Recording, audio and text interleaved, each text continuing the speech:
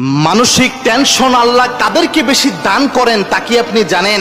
সালমান রাদিয়াল্লাহু তাআলা আনহু একটা হাদিস বর্ণনা করেছেন, নবীজি বলেছেন আল্লাহ যেই বান্দাদেরকে বেশি ভালোবাসেন তাদেরকে এই জমিনে বিভিন্ন ধরনের পেরেশানি, বিপদ, মুসিবত দিয়ে আল্লাহ পরীক্ষা করতে থাকেন। ওই ব্যক্তিরা যেন এই পরীক্ষার সময় ধৈর্য ধারণ করে আবার উঠে দাঁড়ায়, আল্লাহর কাছে সাহায্য চায়। একটা পর্যায়ে তার অবস্থা এমন হয় তার আমলনামায় কোনো গুনাহ থাকে না। কিয়ামতের দিন ওই ব্যক্তি যখন আল্লাহর সামনে উপস্থিত হবেন, আল্লাহ চায় ওই ব্যক্তি যেন গুনাহ মুক্ত ভাবে উপস্থিত হয়। সুতরাং বিপদ এসেছে, মুসিবত এসেছে, পেরেশানি এসেছে, মানসিক চাপ এসেছে, আপনি ভেঙ্গে পড়িয়েন না, আল্লাহর উপর ভরসা রাখেন। ওয়া ইয়াতাওয়াক্কালু আলাল্লাহ ফাহু হাসবুহ। যে ব্যক্তি আল্লাহর উপর ভরসা করে ওই ব্যক্তির জন্য আল্লাহ রাব্বুল আলামিন যথেষ্ট হয়ে যায়।